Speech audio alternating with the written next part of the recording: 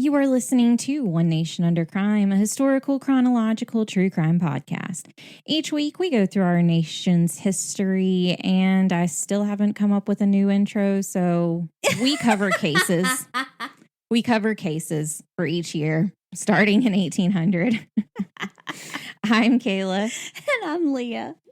Yeah, that's where my mind, I was just like, still, and what's bad is it's at the top of everything because I've got like all the documents like planned out for the next like 20 episodes or so. Crazy thing. So I just copy and paste like it's wrong every time. The intro and the How exit. has your OCD self not fixed that?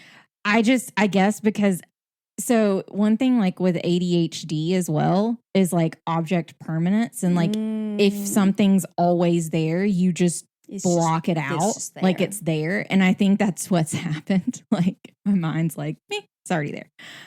So we have. That was a crummy first time. If that was somebody's first time listening to us, that was not a great first impression. Sorry. Well, according to our 1-star review that we received this week that I haven't told you about yet, we are, quote, utterly annoying and self-obsessed. To which I say, it's my podcast. Cost you $0 to turn off the free content that you were getting. That person's not very nice. So I hadn't told you about it. Well, I hope they have the day they deserve. I mean, that's all you can hope. Leah, again, doesn't know what we're covering this week, but some of you may be seeing the last name on this case and going, I know that last name. I'm still grappling with the fact that we're annoying and self-absorbed. I mean, one, it is our podcast, so like self-absorption is kind of something. To which I posted on our Twitter, and I put, I've been called worse, and also I'm fine with being self-absorbed. I'm the only one that's going to love me.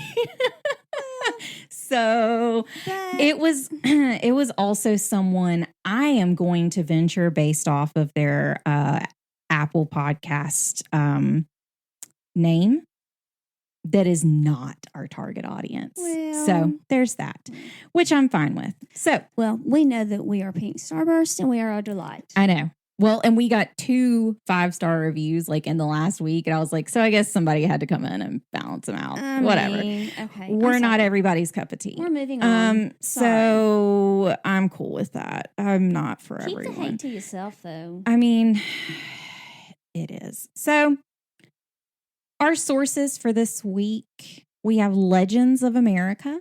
Ooh. Hushed Up History. That's fun. I liked it.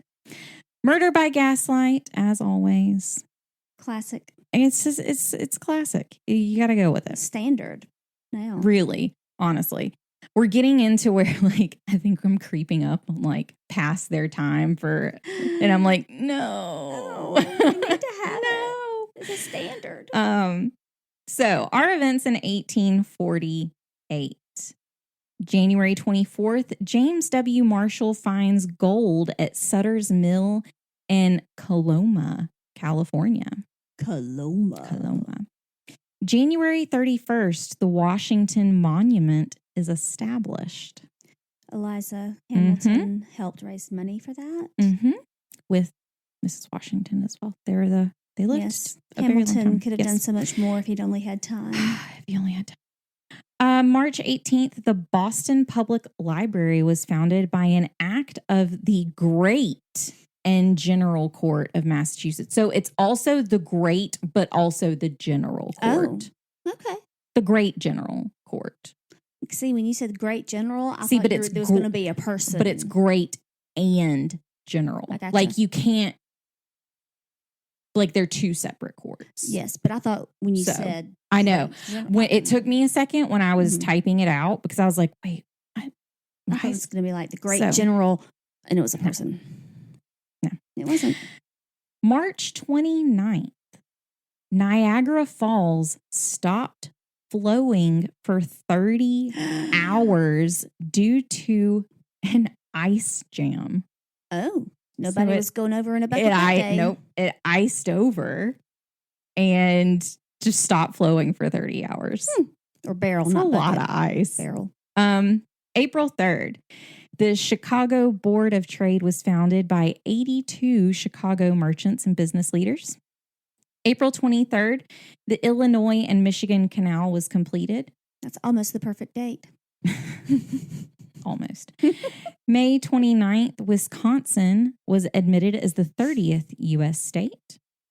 July 19th, the first Women's Rights Convention opened in Seneca Falls, New York, and it was called the Seneca Falls Convention. There you go. Sister suffragettes. Breaking down the patriarchy. That's right. One step at a time. Anyway. July 26th, the University of Wisconsin-Madison was founded. August 14th, the Oregon Territory was established. And August 19th, the New York Herald finally broke the news to the East Coast that there is a gold rush in California. Oh. It happened in January, like it's August. It didn't take that long to get back. Like, it didn't. That's okay. I mean. But thanks for letting us know. Thanks. Been sitting on that for a little while. September 13th, we discussed this in an early episode. Okay. You know the name, and you know the name because of a specific reason. And we discussed this event when we discussed the person's birth. And it's just one of those moments where it's like full circle. Like, now we're talking about this specific event that happened. Okay. I'm ready. See if I remember. You do. Trust me. Okay. September 13th, Vermont railroad worker Phineas Gage survived a 3-foot+ iron rod being driven through his head. We've all seen the photos. Nightmare. It was in my history book. Like, I'm not even kidding. Nightmare. So, yes, we talked about it when he was born. And so I was like, oh, there you are, Phineas. I know. September 18th. I made sure my boyfriend was well aware of this as a fun fact. Baseball rules that first baseman can tag a base for an out instead of tagging the runner. Oh. So on first base, so for anybody who's not aware of baseball, like if you catch the ball and touch first base before the runner gets there, they're out. Yep. Well, the rule used to be that you had to touch the runner with the ball before they reached the base. So this was the year that it was claimed that you didn't have to do that. You could just touch the base. What year are we in? 1848. 48. Okay. September 18th, 1848. There you go. October 16th, the first homeopathic medical college opened in Pennsylvania. November 1st, the first medical school for women, the Boston Female Medical School, opened. Well, I am on board with that. I am too. November 7th, Zachary Taylor of Louisiana defeated Democrat Lewis Cass of Michigan in the first U.S. presidential election to be held in every state on the same day. Oh. So it used to not be on the same day. Interesting. Wonder why. I don't know. Didn't ask. December 29th. Gas lights were installed at the White House. Ooh, moving on up. I mean, to the east side. To a deluxe apartment. In the sky. Thank you so much. You're welcome. All right. And then our undated events for the year. There was a cholera epidemic in New York that killed 5,000 people. Oh, just a couple. And the University of Mississippi admitted its first students. That's exciting. For them, yes. For anybody who doesn't know, like in Alabama, the running joke is that we're never last. We're 49th. Like we're never last because Mississippi just slides in at number 50. Like any list, it's like Alabama, Mississippi. So we're like proud of that. So, I mean, just like slide right in. Yeah. So say thank God for Mississippi. You know, yeah. So our case this week is in Bristol County, Massachusetts, in a little town many know called Fall River. This town is a wealth of history, and there is a lot to cover in this area. I will go ahead and say typically we cover more about the case, but in this episode, we're taking a deep dive into the town, and there is a reason. Okay. Because we will be back here in 1892. Oh. Specifically, 1892, we will be back. You might think to yourself, Kayla, that is very specific, and that is very weird that you would know that. There's a case there. No. Like, yes, like there's already, well, yes, there is a case there. However, it's, you'll see. So I'm not going to leave you in suspense. I'll tell you. I'm ready. So I'm here. I'm ready. Because this case is about Eliza Darling Borden, who just happens to be related to Lizzie Borden, who had an axe. Gave her mother 40 whacks when yes. When he saw what she had done, she gave her father 41. There you go. Which he didn't, but that's not what happened. Anyways, I know too much about this case. But yes, in fact, Eliza is Lizzie's great uncle's wife. Oh. And Eliza's house is next door to the infamous home that the Borden family was killed in. Interesting. The reason we are going ahead and taking a deep dive in this episode is because Lizzie Borden will likely end up being a very long episode. Oh, yeah. So I'm going ahead and just knocking out all the history while we're here. Gotcha.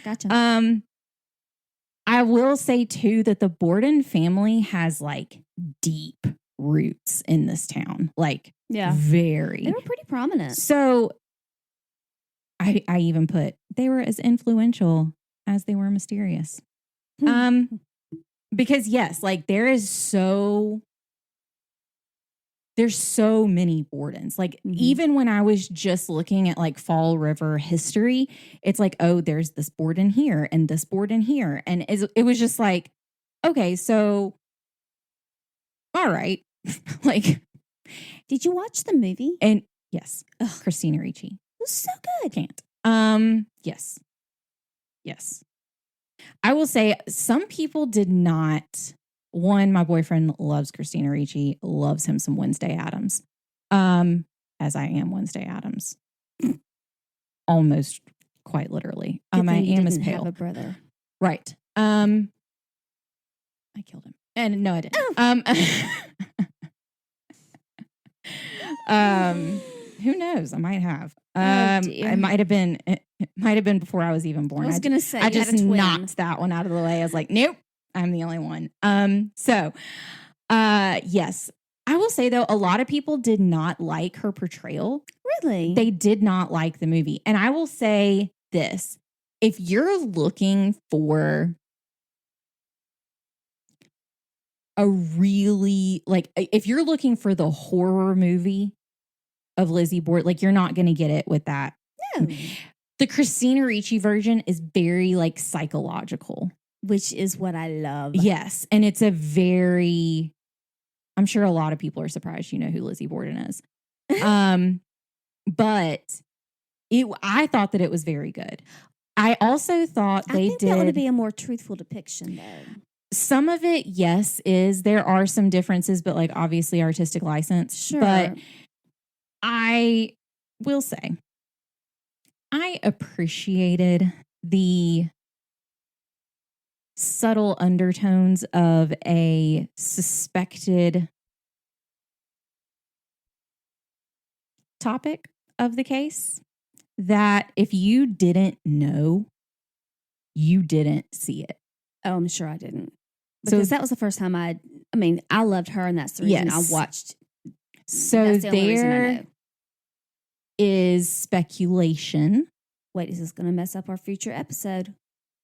That we've got so long till we get there. And this is not okay. This is known. So the maid, housekeeper, servant, however you would like to refer her to, there's speculation her and Lizzie were very close. Happy Pride Month. I was like, yep, there you go. There, that tells you everything you need to know. I'll have to go back and watch because I didn't. There's like, and if you don't know, it's one of those things that I'm like, oh, they did that so well because it's never alluded to. You would never know. There's like 3 or 4 times in the movie where there's a lingering stare and for you kind of wonder. If you know it, you're like, oh. But if you don't know it, you think like they have a secret, but that's it. Like you don't know. You don't know what they know, what we know that they know that they know that we know. You know? But we know. So, yes. So there's it. And I really appreciated that about the movie because it was just it was just like, there's a little nod to this situation. We don't know if it happened because Lizzie never married ever. So it was suspected. Who would marry her? I'm just saying. Well, it was suspected that she wasn't married before that. She was considered a quote spinster. Right. When everything happened. So it was just very interesting. But yeah, that was a good. But yeah, if you watch it and you pay attention, it's like you see something. And actually they were talking about this and That's Why We Drink the other day. M was talking about it and was like, you'll notice a little lingering I'm going to have to go back and watch it. And you'll go, oh, like, is it? Are they not? Are they? See, it's been a while since because I watched it when it first came out. Oh yeah, I did. It was so good. I watched it together. But it was it's an interesting, and it's one of the only things that's you can kind of see an allusion to it. Right. So very interesting.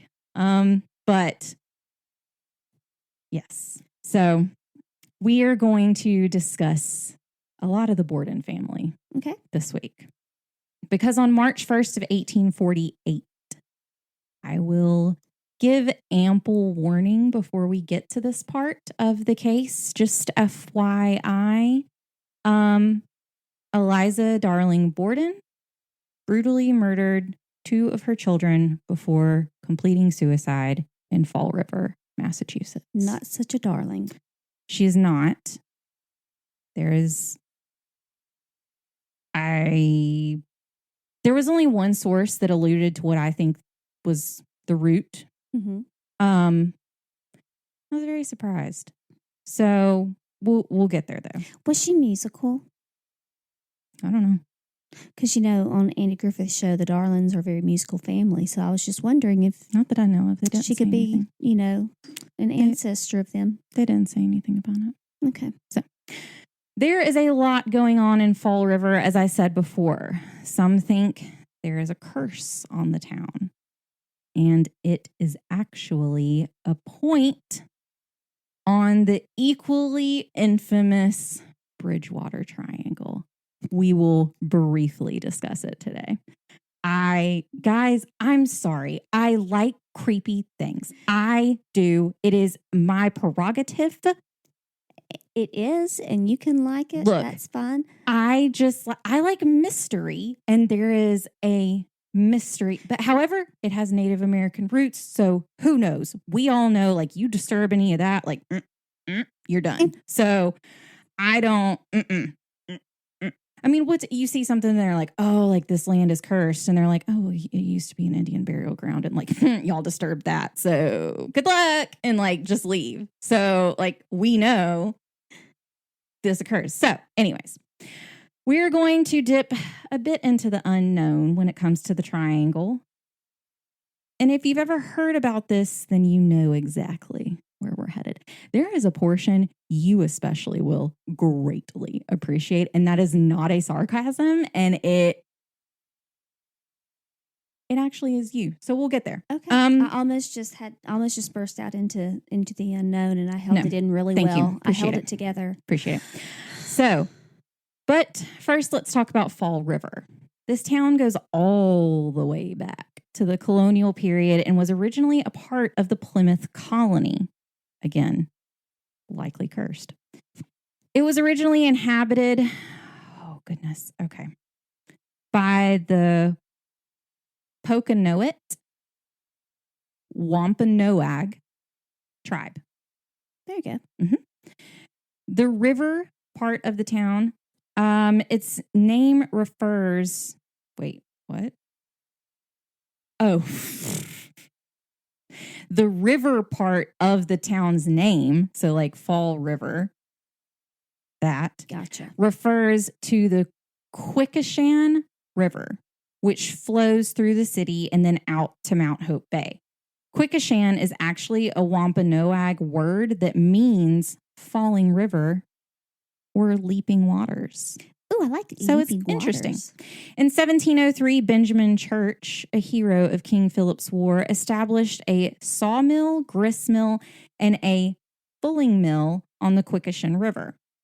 In 1714, Church sold his land along with the water rights. I didn't know that was a thing. I know mineral rights are a thing, but like water rights? Interesting. Because technically the water is always changing. So your rights to that water's already gone. You never step in the same river twice. The water's always changing, always flowing. Exactly. I mean, straight from Pocahontas' mouth. Exactly. Just saying. I mean, so I don't see how, whatever. I don't get water rights. So he sold them to Richard Borden and his brother, Joseph Borden. So here's where the Bordens in 1714 first come in. Like, back that far. Yeah. All right. This transaction would prove to be extremely valuable 100 years later. That is a long time for something to pay out. Helping to establish the Borden family as leaders in the development of Fall River's textile industry. During the 1700s, the area consisted mostly of small farms. In 1778, the Battle of Freetown was fought here during the Revolutionary War after the British raids badly damaged Bristol and Warren. The militia of Freetown put up a stronger defense against British forces.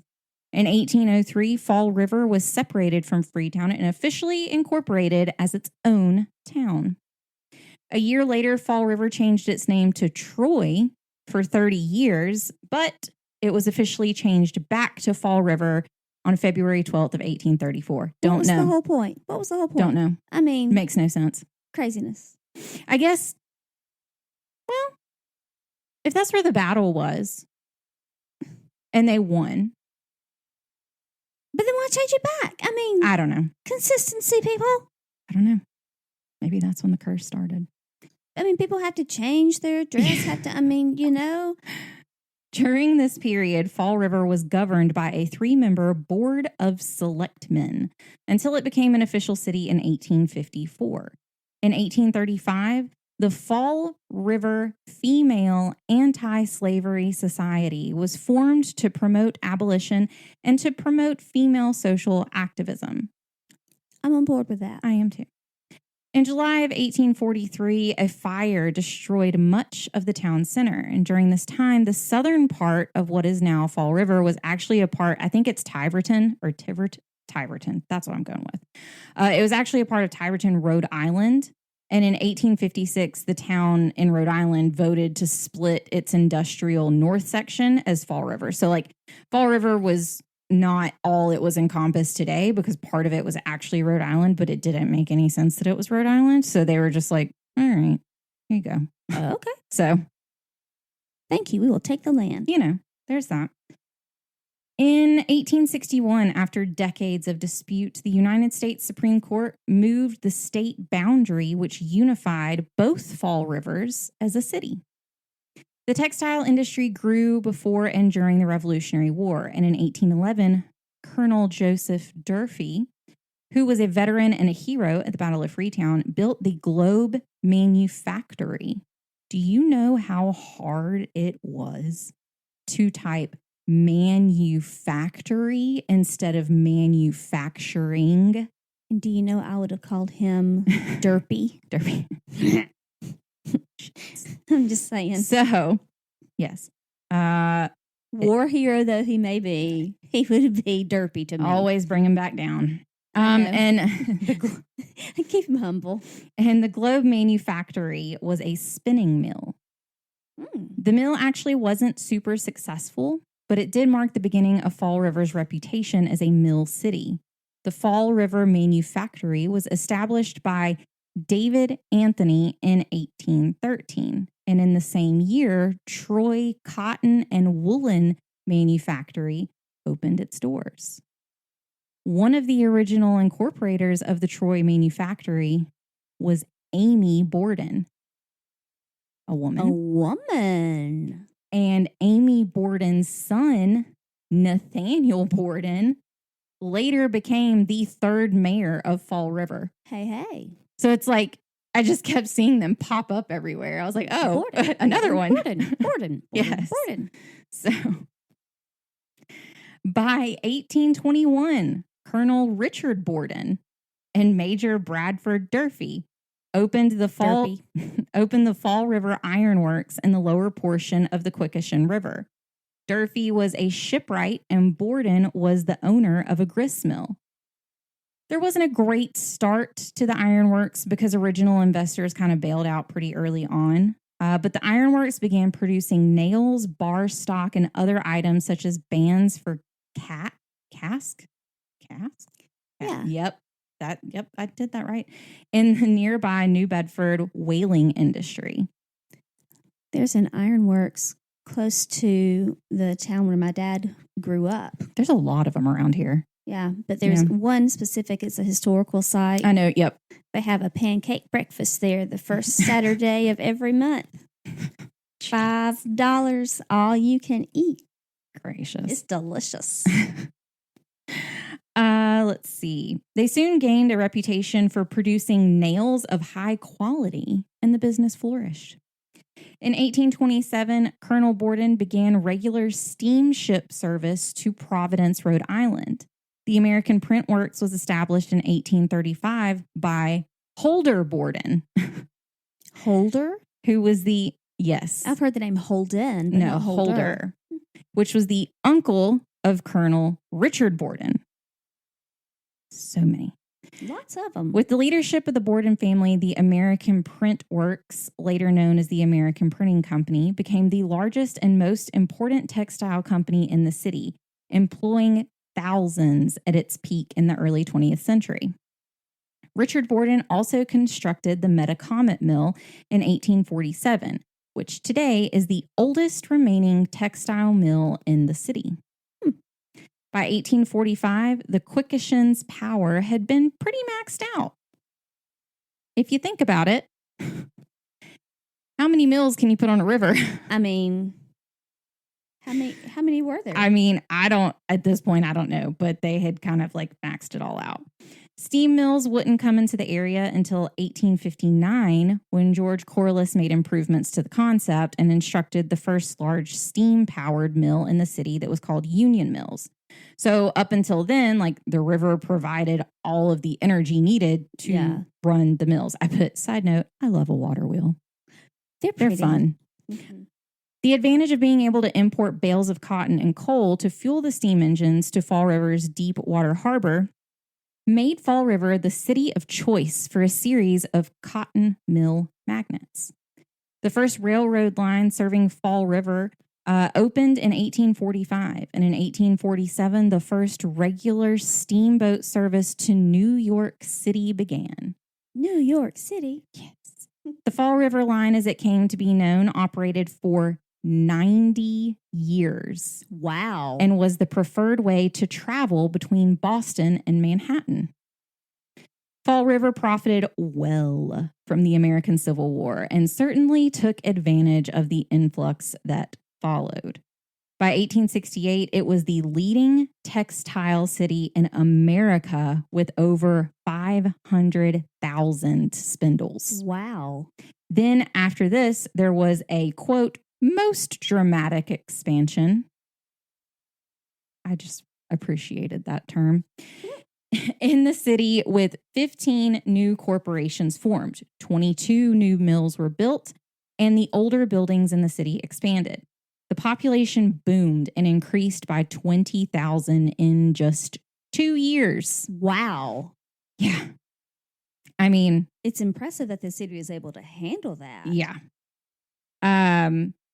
The mill capacity expanded to 1 million spindles at this time. My goodness. By 1876, the city had 1/6 of all of New England's cotton capacity and 1/2 of all print cloth production. Fall River became known as the Spindle City and was second in the world in terms of output and was only narrowly beaten out by Manchester, London. Wow. I was like, oh, okay. Wow. In the same time period, company housing was built to accommodate the thousands of Irish and French Canadian immigrants that were flooding to the city for work. In Rhode Island, company housing kind of looked like quaint little cottages and like little boarding houses that were just precious. But in Fall River, that was not the case. There were 12,000 wood-framed multifamily tenements built that were called triple deckers that had up to 6 apartments per building. Yeah. The city of Fall River was actually built on granite, and the city became famous for it. Granite quarries were opened, and the largest was the Beatty Granite Quarry. The mills, public buildings, and private homes in the town were built from the stone, which I can imagine is gorgeous. And then the Chateau-sur-Mer mansion in Newport, Rhode Island, was constructed from Fall River granite. And the mansion is known for its grayish pink color. Look it up. Why don't we just go there? Chateau-sur-Mer. Why don't we just go there? I put, Leah will also appreciate that it was a grand mansion of the Gilded Age. Let's go there. Today, the mansion is a museum and was designated as a National Historic Landmark in 2006. As for the mills, the ones native to Fall River were made of granite, while the others on the Taunton River and around Mount Hope Bay were made of red brick. Because I put, if anyone knows anything about granite, you know that it is heavy AF. So the only exception to this is the Sagamore Mills, which were constructed with similar granite material because it was brought in by railway.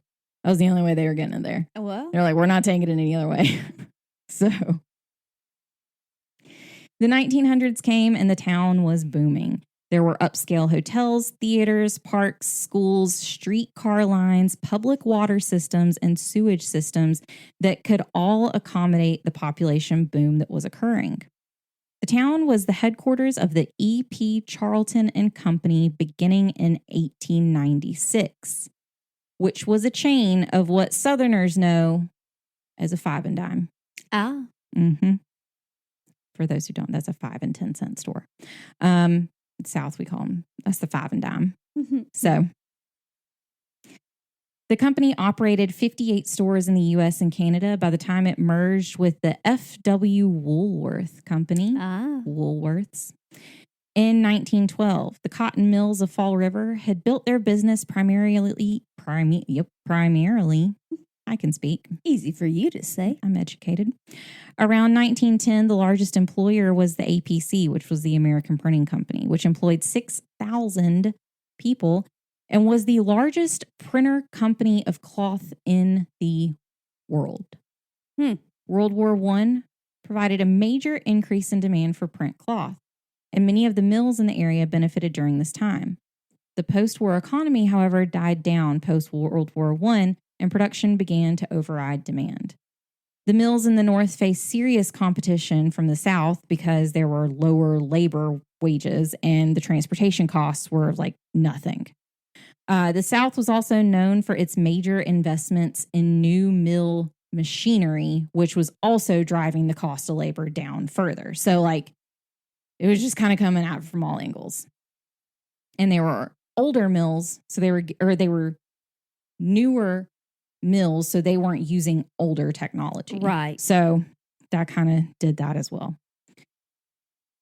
The worst fire for the town occurred on the night of February 2nd, 1928, when mill workers were taking down the Pocasset mill. I'm pretty sure that Pocasset.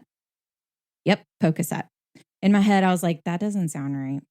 I know, I looked it up. I mean, it's a funny word. And I know that when I saw it, I was like, that makes sense. Pocasset. The fire spread and took out most of downtown. The Great Depression took many of the mills in the town as well, because Great Depression. I mean. And the city actually ended up going bankrupt. Oh, no. The American Printing Company closed down and the plant was taken over by Firestone Tire and Rubber Company. Ever heard of it? Yep. Okay. Just making sure.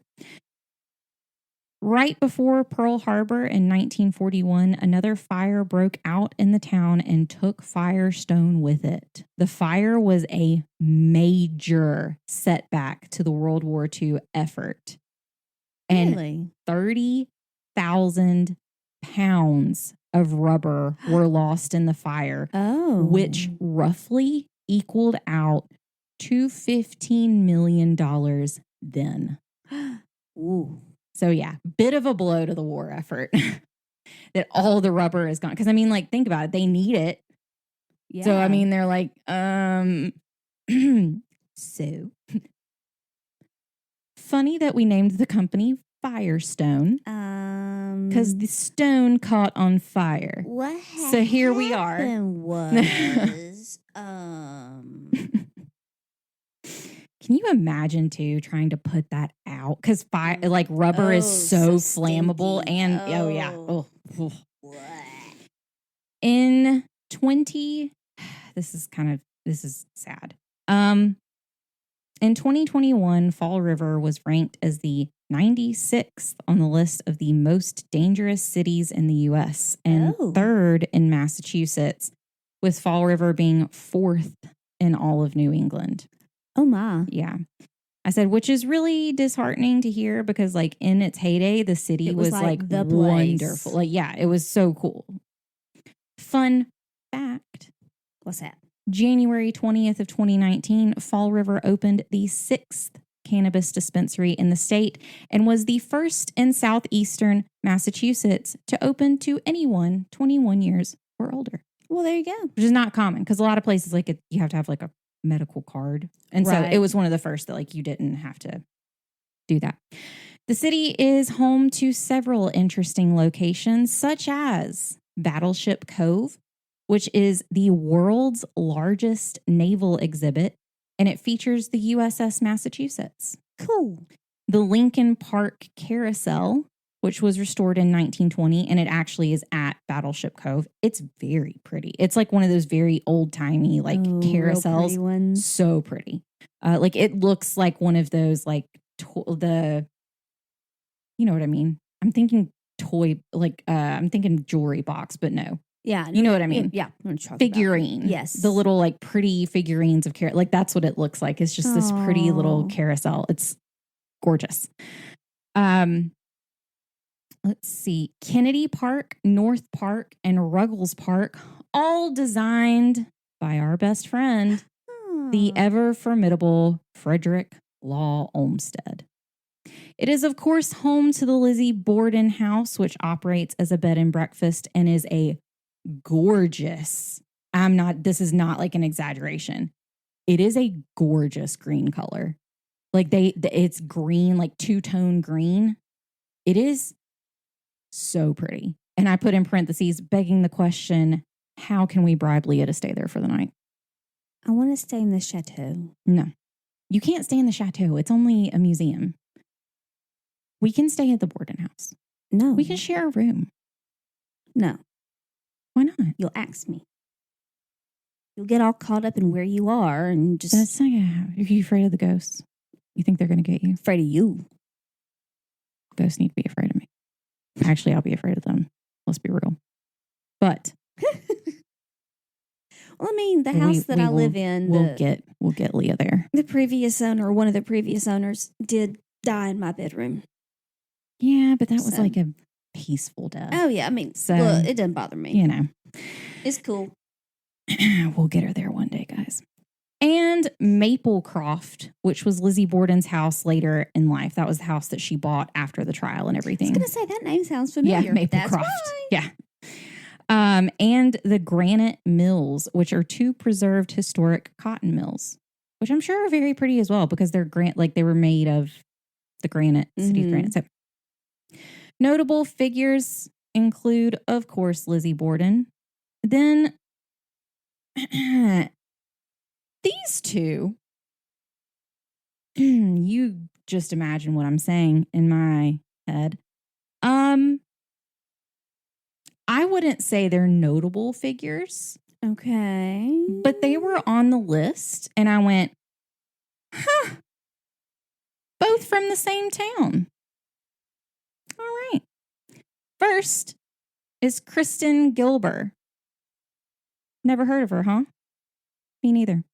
She is a convicted serial killer nurse from 1995 to 96. Oh, dear. Possibly all the way back to 1989. Oh, my goodness. She is known as the Angel of Death, and she was convicted of 4 murders and 2 attempted murders, but was on duty for half of the 350 deaths that occurred in the hospital she worked at, which by what do you call it? Professional tests, they had, you know what I mean? Autopsies? No, testimony in the court. Oh, gotcha. According to professionals, the odds of her being there for all of those, 1 in 100 million. Oh. So obviously, numbers higher than what we thought. So, and then Kimberly Clark Fowler. Never heard of her either, huh? Didn't think so. She is also a serial killer nurse who was convicted of killing several patients in Texas at a dialysis center because she's garbage. And the way she was doing it was injecting bleach in dialysis lines. My gosh. This happened in 2008. Bleach? Mm-hmm. Oh, my gosh. Mm-hmm. Oh, my gosh. So 2 serial killer nurses from the same town. Very interesting. And recent. They're still alive. And I mean, the more recent one had to have heard of the recent one. I mean, it had to have. I don't know. It's crazy. It's despicable. Then on a higher note, we have Emeril Lagasse, the famous chef. Bam. Bam. We have Brandon Gomes, who... This matters to someone, I'm sure. He's a former Major League Baseball player and the current manager of the LA Dodgers. So, just in case, I was like, I don't know that name, but that sounds kind of cool. I mean, that's pretty awesome.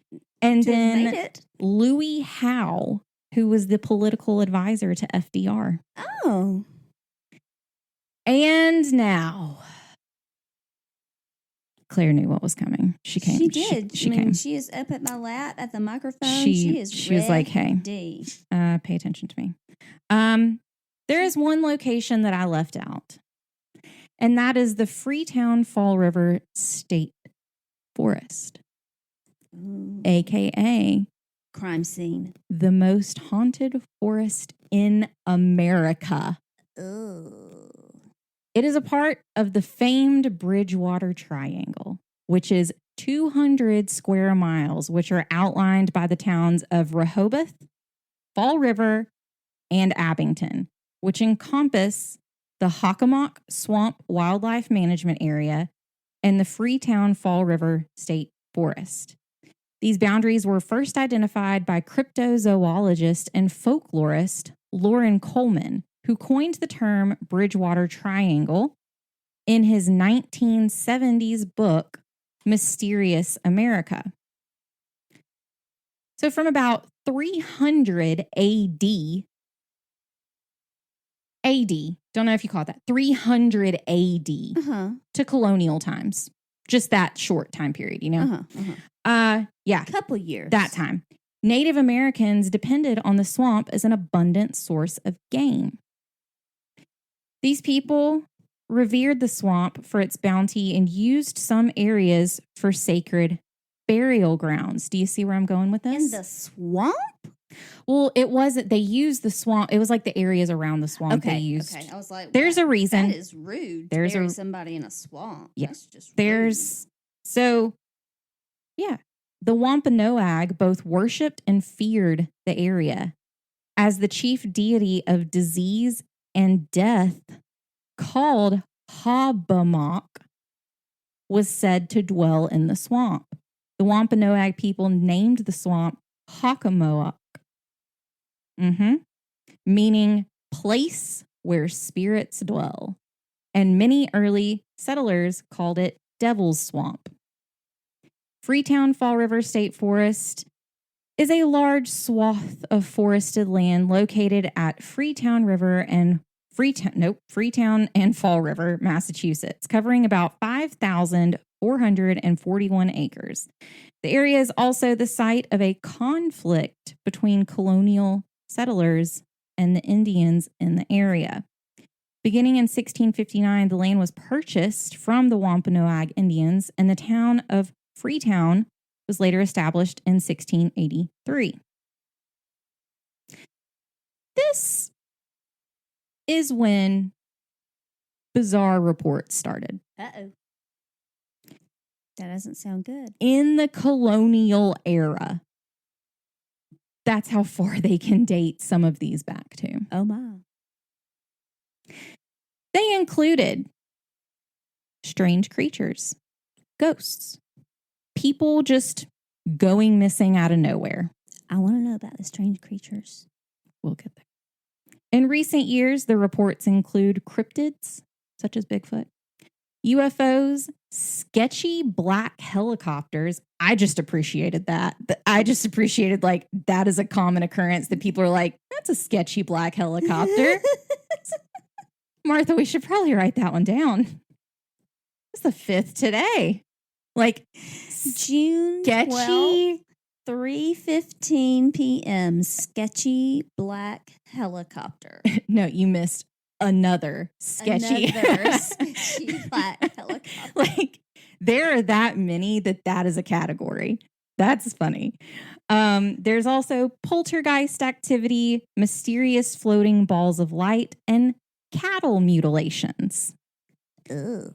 In fact, President Ronald Reagan himself reported seeing strange lights in the sky within the forest, claiming he saw a UFO. I would also like to point out that all of the information has now come out and there have now been court hearings that UFOs are real. Anyways, let's continue. Don't know if anybody else missed that on the agenda, but I did not.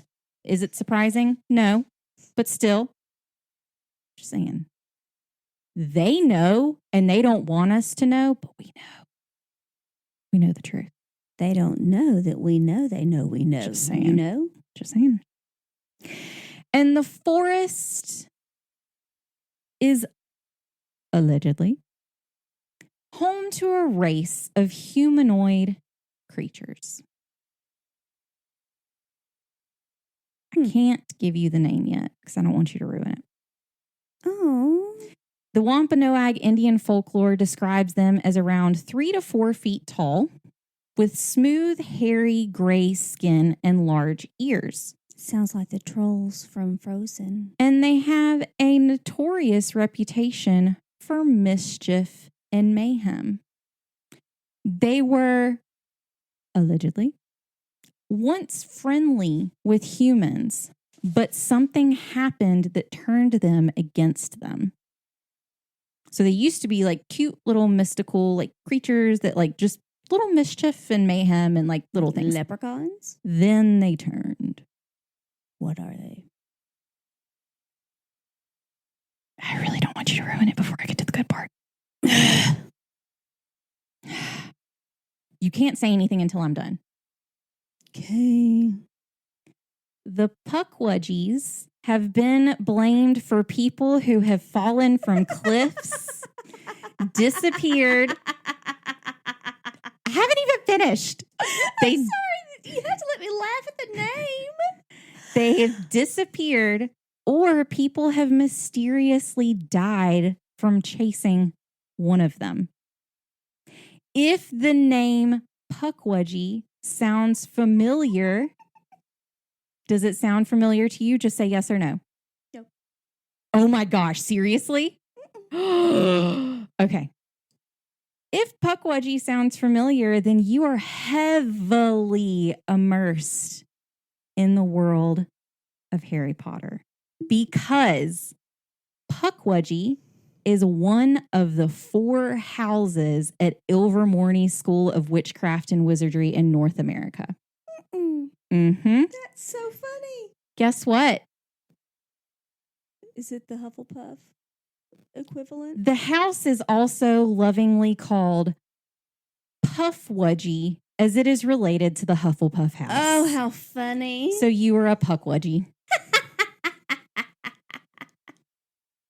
I was like, because I saw, I couldn't remember. There's actual signs on, there's like roads that go through, obviously, like the Bridgewater Triangle, and people see like creepy things. There are Pukwudgie crossing signs. Oh my gosh. So, yes, JK got Pukwudgie from the Bridgewater Triangle. And I was like, that is hilarious. This is amazing. So you're a Puffwudgie. I don't know that I like that. Let's just call me a Hufflepuff and leave it at that. No, you're a Pukwudgie too. I mean, that just is what it is. I'm gonna lean on my Scottish roots. I love that. And claim hilarious. that I was sent abroad to school. You're sent abroad, and I went to Hogwarts. Oh gosh! All right. So now, like I said, we were going to cover a whole lot on the town and the area, and of course, I could not cover the Pukwudgie. Like, it sounds like a wedgie. It's a Pukwudgie. First of all, you will respect them. I'm just saying. Or they will come after you. Well, I'm just saying it sounds like a wedgie. They have disappeared people. Okay?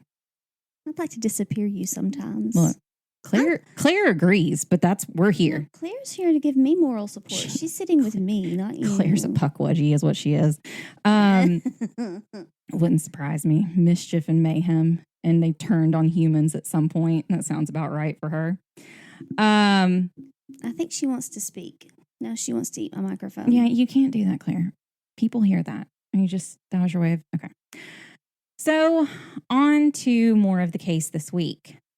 Lodwick Borden. That's a name. Lodwick. It is a name. Was born on March 14th, 1812. It's a pretentious name. Well, we like him. Well, we can like him. I'm just saying. I mean, he didn't choose his name. His parents did. We need to be nice to him. We can be nice. His parents chose his name, not him. Well, his parents, he was born on March 14th, 1812 to Martha Patty Bowen and Richard Borden. Stick with me here. Lodwick's brother, Abraham Borden, was Andrew Jackson Borden's father, which made Lodwick the great uncle of the infamous Lizzie Borden. Because Andrew Jackson Borden was her father who went by AJ. There you go. So there you go. That was I had to figure that out. Yeah. I wonder if I put it in here.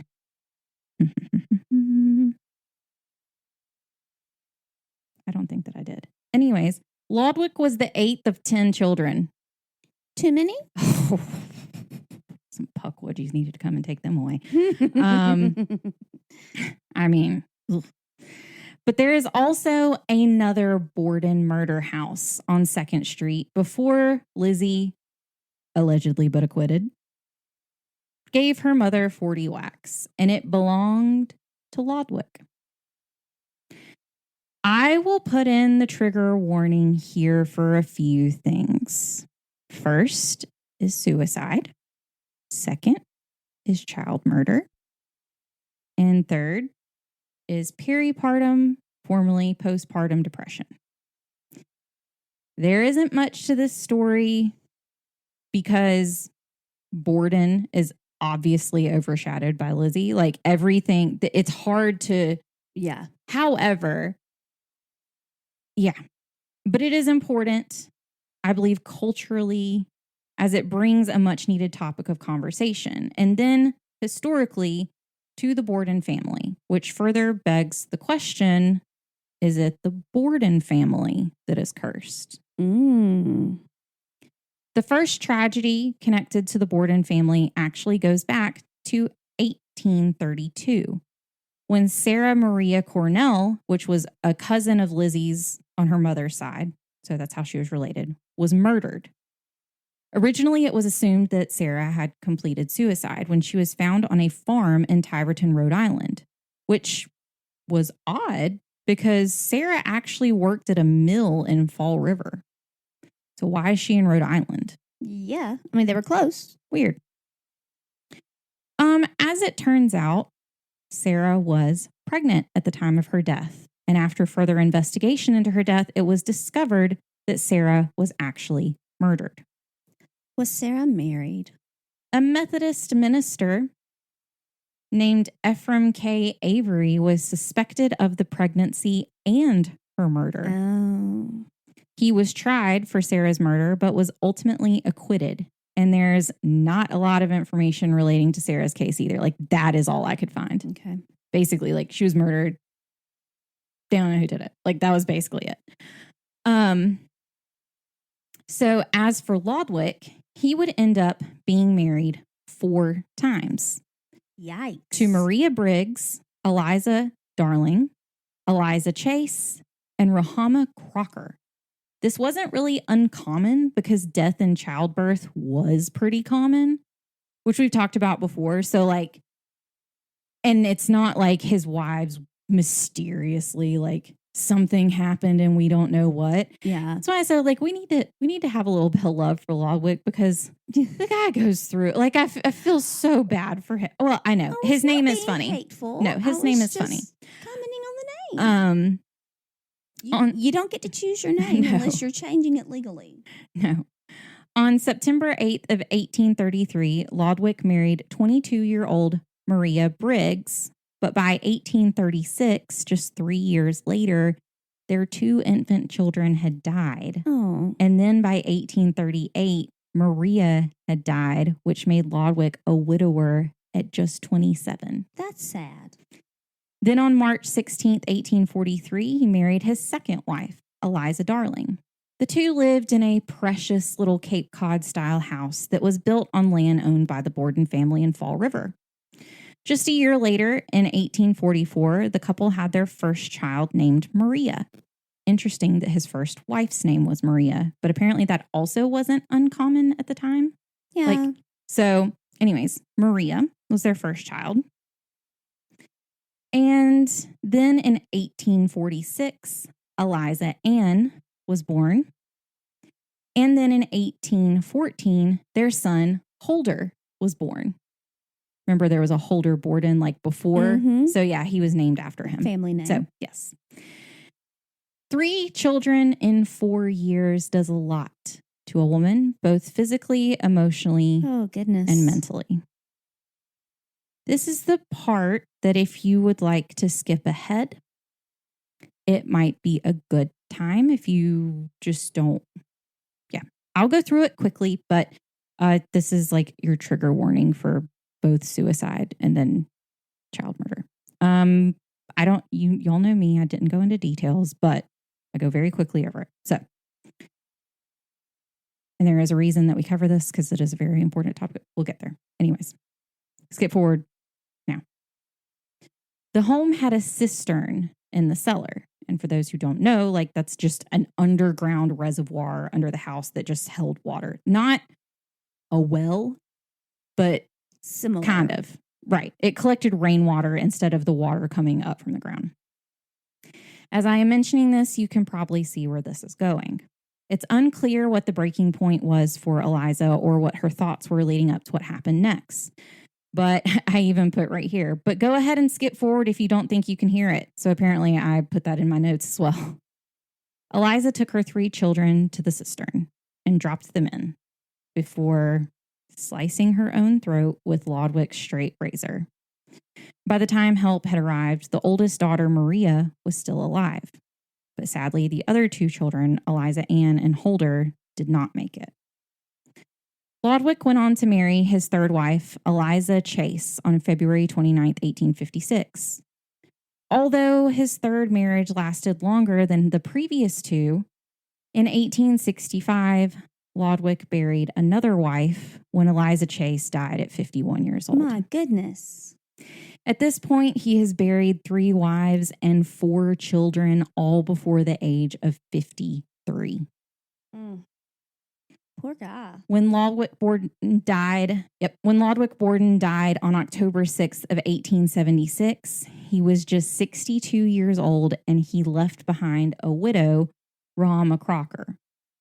In 1893, when Lizzie Borden was on the stand for the murder of her father and stepmother, the mental state of the entire Borden family was brought up with a major focus on the suicide of Eliza Borden after drowning her 2 children. Even though the prosecution wanted to use the tragic death as evidence of, quote, inherited madness, she married into the family. It was thrown out as evidence. The defense argued that Eliza was only a Borden by marriage, not by blood, which negated the entire inheritance of madness argument. What a dingbat. And the defense argued that the surviving child, Maria, was at the time 49 years old and, quote, alive and well, and a mother herself living in the city. Yeah. Back to Eliza. What could have caused the tragedy? It was suggested by many that Eliza was very sad and hopeless before the events that day. If you are someone that has had a child, you might be familiar with what is known as peripartum depression, previously known as postpartum. As someone who has had a child, and I have also survived PPD, which is what it's also called, I can say it is nothing to play around with. Peripartum depression is a serious but treatable medical illness involving feelings of extreme sadness, indifference, or anxiety, as well as changes in energy, sleep, and appetite. This used to be referred to as postpartum. However, and this makes so much sense because it was not termed peripartum when I was diagnosed. And when I read this, I was like, yes, it should have been, like, that makes total sense. Mm-hmm. So they renamed the term, or like updated it, because it has been proved that PPD can start during pregnancy and then continue after, which makes total sense because that my symptoms onset while I was pregnant, and I hit a deep depression. So I was like, that makes total sense, like why it would be changed. There is something that is commonly called the baby blues, and this is not the same thing as PPD. Baby blues are similar, but they're more akin to like the emotional experience of birth. Like that does a lot to your body. And like, I know people are going to think I'm getting like hippy dippy and whatnot, but there's a lot in your body that's connected that we don't realize is emotionally connected, not just physically, but like you hold, like if you think, again, sorry, I know y'all think I'm hippie. It's fine. I'm cool with it.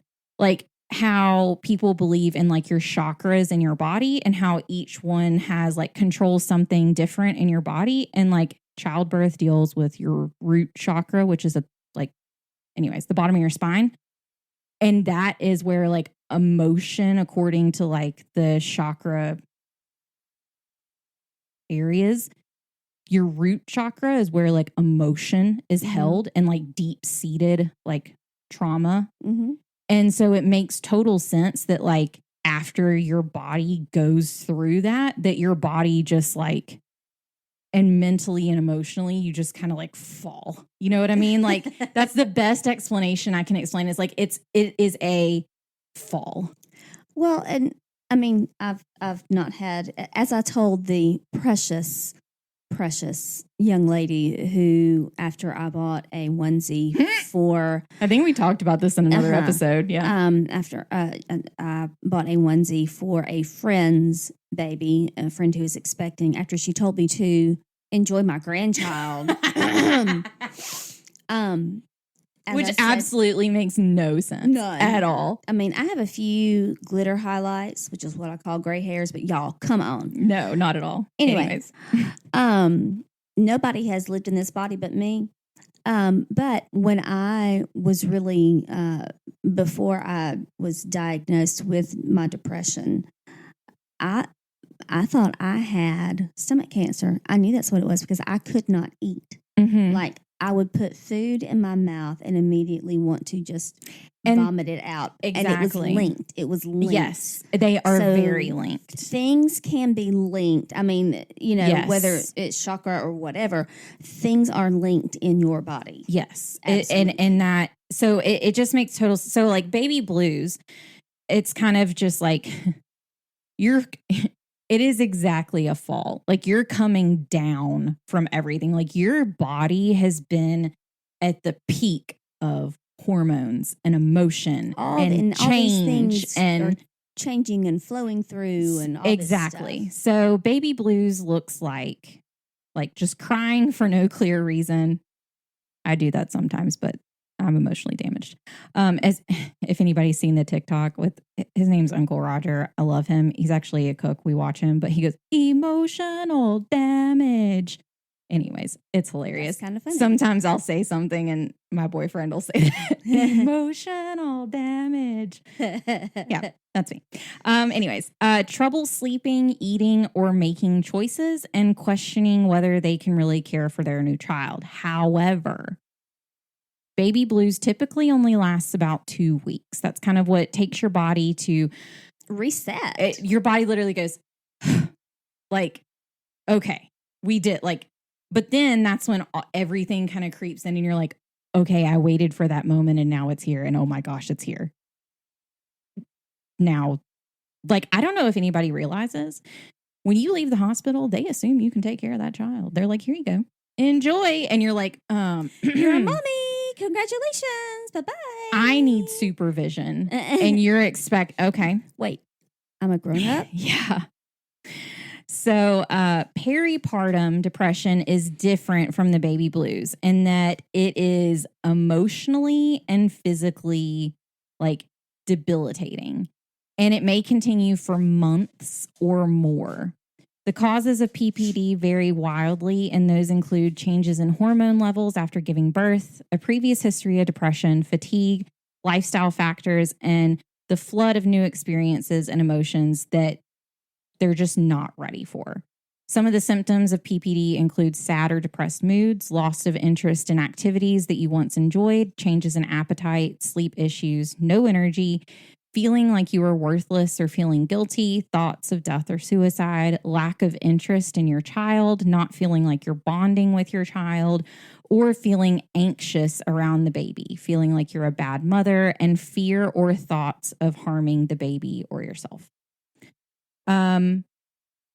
All of this information on PPD and the baby blues I got from the American College of Obstetricians and Gynecologists, or the ACOG.org, and psychiatry.org, just so people know, like, I'm not just spouting out random things.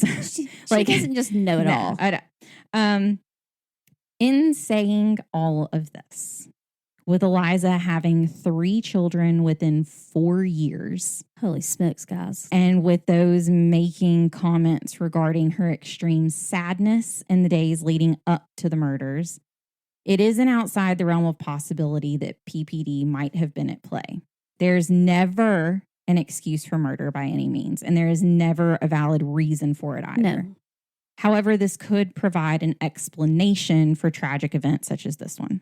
It kind of helps us look into her mind and kind of see what's going on there and why she would think this was the only way. This was not a thing. Like, this was so far from the realm of possibility at this time. So I will go ahead and say that if you or someone you know is having symptoms of peripartum depression, please, please, please, please, please, please, please, please speak with your OBGYN about what you're experiencing and take it seriously. Guys, I've experienced it. I am speaking from my place of experience. It is nothing to mess around with. And it's nothing and there's that nothing you've done wrong. It's not it is you, but it's not you. It's normal. But it can be managed. It can be helped. Mm-hmm. All you have to do is let someone know that you're feeling that way. Mm-hmm. And it can be helped. And it can be. And when you go to your follow-up visits after having a child, like, the doctor does ask you, like, are you having any of these, at least mine did, for sure. They ask, like, are you having any of these thoughts or feelings, like that kind of whole thing, so they can make sure, like, you're okay, per se. And it doesn't make you a bad parent. It makes you a good parent to say, hey, something's up. Taking care of yourself takes care of more than just yourself. As my friends and I remind each other a lot, you can't pour from an empty cup. Nope. You can't. You can't pour from an empty cup. So you've got to take care of you so that you can take care of your family. Yes. So I'll go ahead and put it here. You'll find it in our show notes. Just scroll down in your podcast feed and you'll see it. You can find a ton of resources at postpartum.org, or in the U.S., you can call or text. You can text the same number, 1-800-944-4PPD, or 1-800-944-4773. There is an anonymous chat feature on the website as well. And there's a directory where you can find a healthcare provider in your area, as well as a list of online support groups. Again, that is postpartum.org. I saw this case, and like I said, it wasn't heavy on information, but only one source that I found on this mentioned PPD. And I just thought, odd. Yeah. That's I would think more people would think of that. But then I was like, that's not some people's lived experience. So they don't think about it. And how old are those sources as well? Some of them were not that old. Really? Yeah. And that's why I was kind of like surprised. Yeah, that is surprising. And so anyways, we try to aim to, like, discuss important issues and discuss topics like this that do come up, because we want to end the stigmatization around getting help for anything. There's nothing wrong with getting help at all. Mm-hmm. You're not admitting that you're weak. You're not admitting that anyone is better than you. You are recognizing that you are not yourself, and you are not doing you are doing a disservice to everyone around you and yourself. Yes, for not getting help. It is, guys, like, we talked about it before. Like, there are apps. You can go to BetterHelp. Like, you can go find, like, if you don't want to go to a physical, like, physician, you can do that. Like, you can use apps. You can go online. Like, you can do teledoc visits. Like, there's so many different ways that you can get help. Like, good and bad things coming along with the pandemic is like a lot of, I don't want to say resources, but a lot of options have opened up for things like that, because we were forced to think of how to. Who has a therapy session via video chat. Yeah. Oh, I mean, I did several times during quarantine. That's what she does every time. It's video chat. I didn't see my actual psychiatrist in person until 2 months ago for the first time in 2 years. Like every 3 months I've had my visits online because that's what we had to do. Like they couldn't see people. So yeah, like if anything good can come out of a pandemic, I guess access, that's the word I'm thinking of. Access to these health services has expanded so much. You've had to figure it out. And now you're like, oh, well, we can do this. And it's so much easier. Oh, yeah. You can get your birth control like online and mailed to you.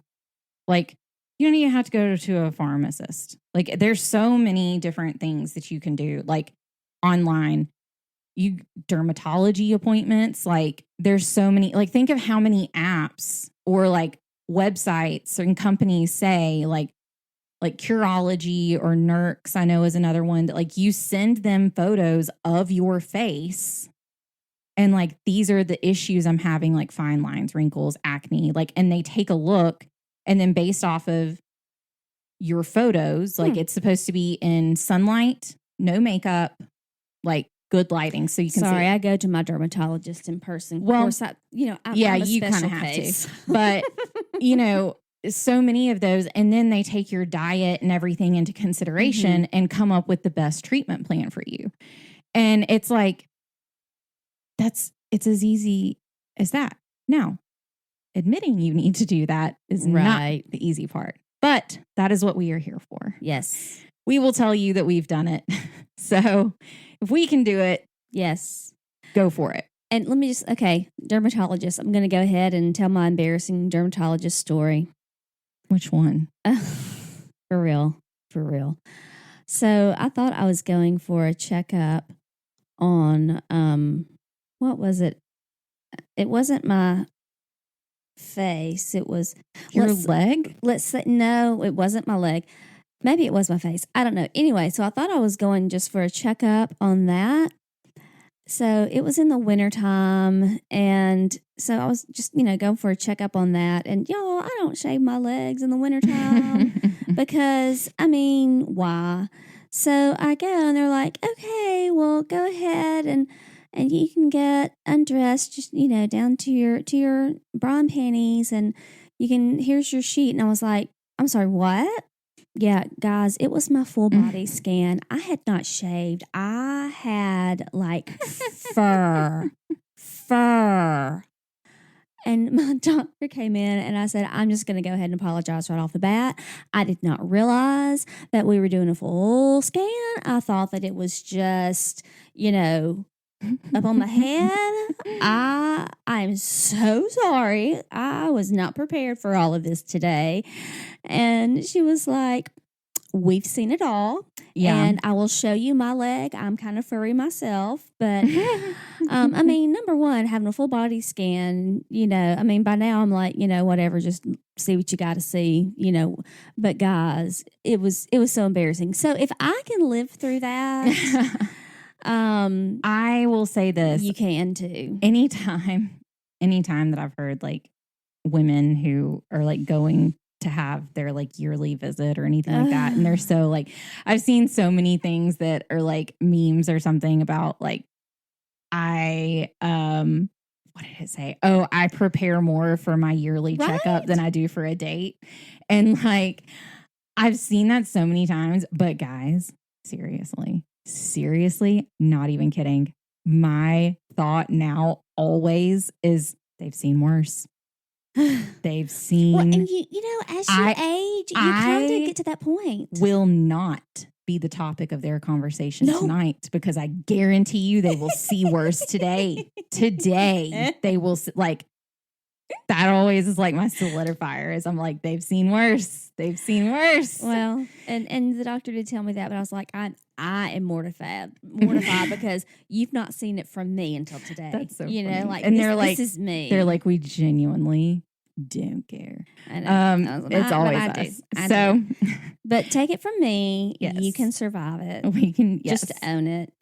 We have a website where you can find any and all ONUC information you're looking for. It's One Nation Under Crime. You can find any way to get in touch with us, any social media. We have had people who have messaged us, like, or sent emails through our website and stuff like that. So, like, always, guys, you're more than welcome to. We're actually on YouTube as well. So if you want to go to YouTube, you can do that too.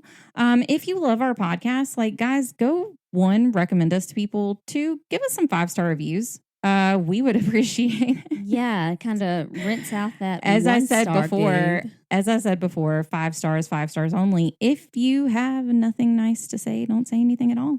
Thumper, thumper, thumper. And we also have a Patreon if you would like to help with the cost of making and hosting the show. Our patrons are amazing. They truly do help us get this out every month. Yep. And it's wonderful. So we will see you here. Same time. Different crime. Next week. And remember, there isn't always liberty and justice for all. Nope. Goodbye. Bye.